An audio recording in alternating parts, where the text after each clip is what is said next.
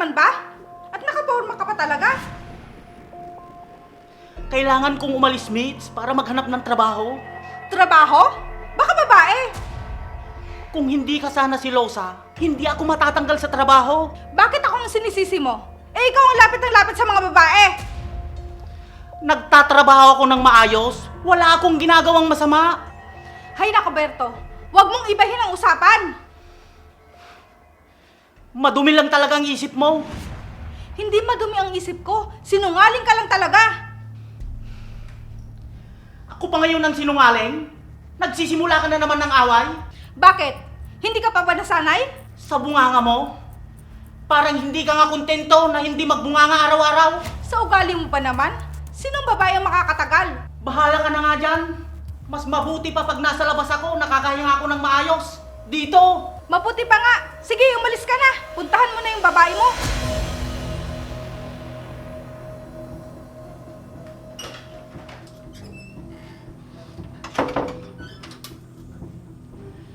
Akala ko dati, Mitch, napakabait mo.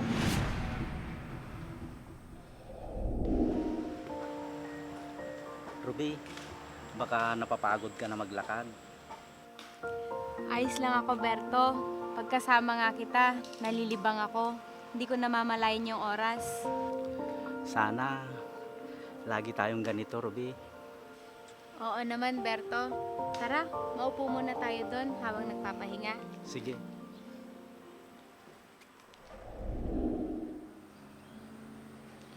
Nasaan na kaya si Ruby ngayon? Sige po, maraming salamat po.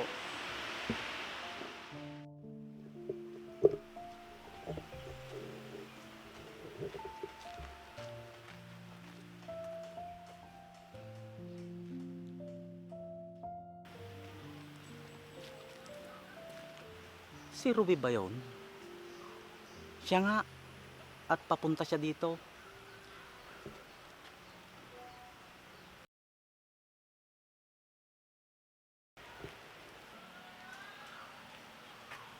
Kuya, pwede magtanong? Dito ba yung opisina nila Rochelle sa GNG?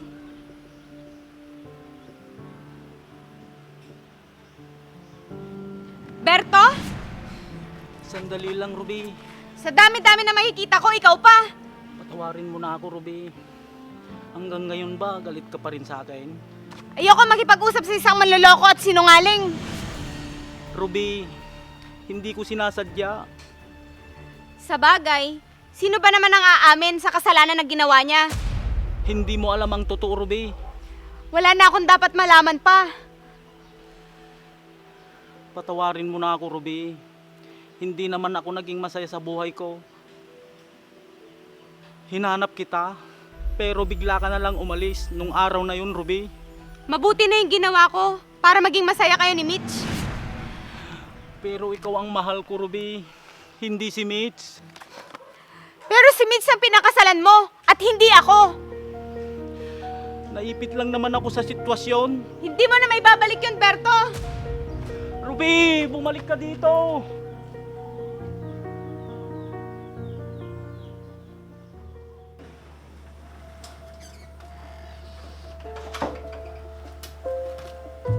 Aalis ka na? Oo, para may pambili tayo ng pagkain.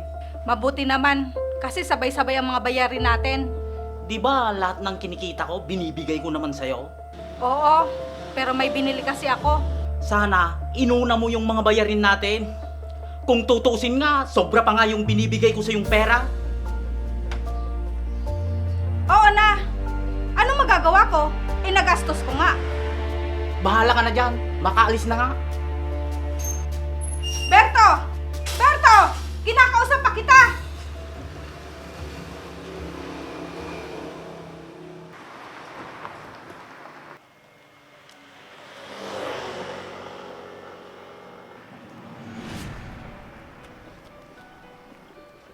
Ruby, bakit ka ba umiiwas sa akin?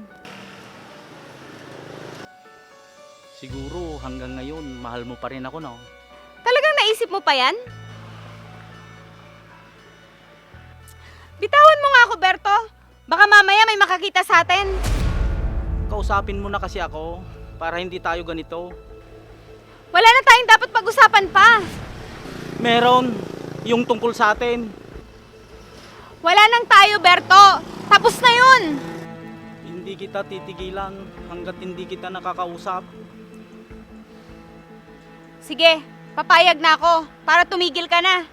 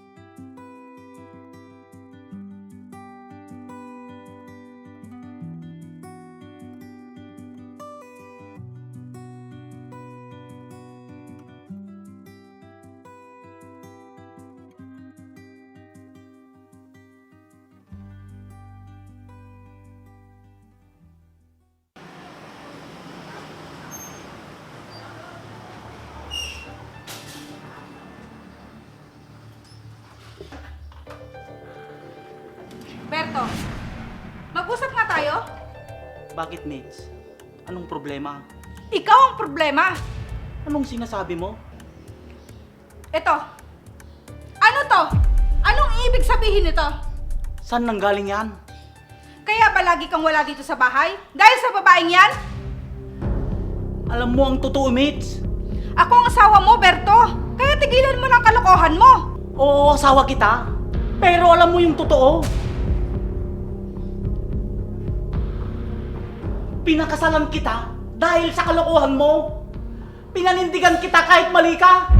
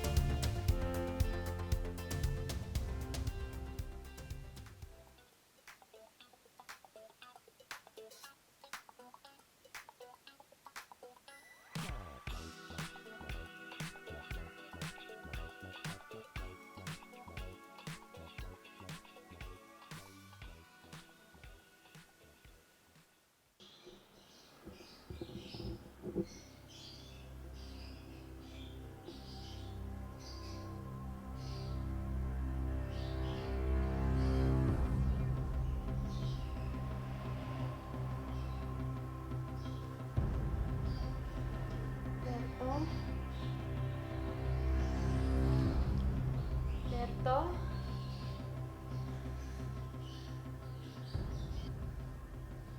Berto?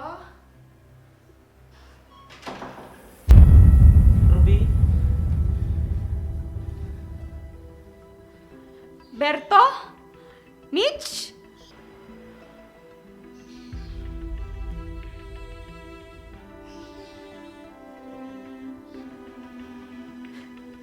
Ruby!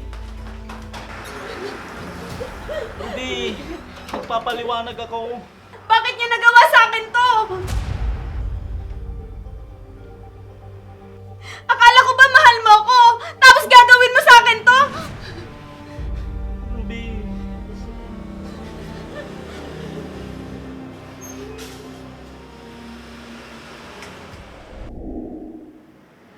Berto, patawarin mo ko. Kaya ko yung nagawa kasi mahal na mahal kita. sinira mo ang pagkakaibigan natin. Pati ang relasyon namin ni Ruby. Hindi ko na maibabalik pa ang nakaraan, Berto. Patawad. Pinanindigan kita, Mitch. Dahil sa anak natin. Kahit mahirap sa kalooban ko. Berto, sana mahalin mo rin ako. Kagaya ng pagmamahal mo kay Ruby. Yan ang hindi ko ipapangako sa'yo.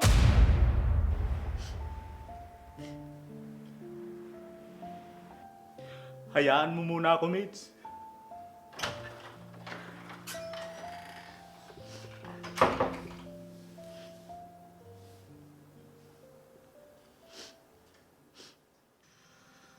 Kumusta ka na, Ruby? Nasasabik akong makita ka. Sana lagi tayong magkasama. Ayos lang naman ako. Bakit ka malungkot, mahal ko? Nandito na nga ako. May problema ba? Di ba dapat masaya ka dahil magkasama na tayo ngayon? Mali to, Berto. Maling-mali. Hindi mali dahil nagmamahalan tayo. Dati yun, noong malaya pa tayo. Pero ngayon, hindi na pwede. Bakit? Ikaw ang mahal ko, Ruby, hindi si Mitch. Ako nga yung mahal mo, Berto. At mahal din kita. Pero kasal na kayo ni Mitch at may anak na kayo. Anong gusto mo? Lumaking walang ama yung anak mo? Kakausapin ko ng maayos si Mitch. Makikipaghiwalay na ako sa kanya. Wag na, Berto. Hindi ganun kadali yun. Pero gusto kitang makasama, Ruby. Ikaw lang ang mahal ko. Alam ko yun, Berto. Pero mali to. Ayaw ko nang mawala ka sa buhay ko, Ruby. Itama natin ang lahat, Berto. Nandito lang naman ako. Hindi ako mawawala. Paano na tayo, Ruby? Turuan mo ang puso mo. Namahalin mo ang asawa mo para sa anak nyo. Hindi madali, Berto. Pero kailangan mong gawin. Maaari mo naman ako makausap. Bilang kaibigan. Huwag mo na akong pahirapan pa. Patawad, Ruby. Alam kong mahirap, Berto. Pero kakayanin natin. Itama natin ang mali. Habang maaga pa. Salamat, Ruby. Kasi binigyan mo ako ng pagkakataon para makasama ka ulit. Mahal kita, Berto. Pero hanggang magkaibigan na lang tayo.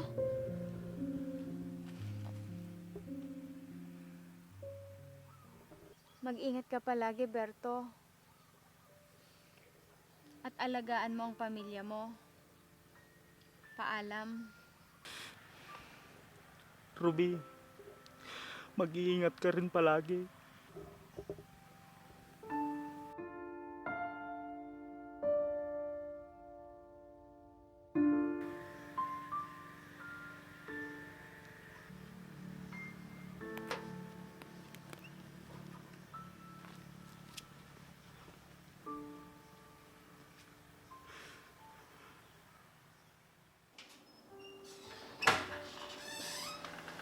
Berto? Akala ko hindi ka na babalik dito, Berto. Nakauwi na ba ang anak natin? Oo, kanina pa. Nakatulog na sa kwarto. Kumain ka na ba? Busog pa ako. Berto, gusto ko sanang humingi ng tawad sa'yo at kay Ruby. Tapos na yun, Mitch. Nangyari na yon at may anak na tayo. Pinatawad ka na rin ni Ruby. Alam kong maling-mali ako, Berto, dahil sa pagmamahal ko sa'yo. Kalimutan na natin ang lahat. Magsimula na lang tayo ulit. Salamat, Berto. Maraming klase ng pag-ibig o pagmamahal. May mapagparaya, may bawal na pag-ibig, at may pag-ibig na nagpapatawad. Kung mahal natin ang isang tao, hayaan natin maging masaya at malaya siya sa gusto niya.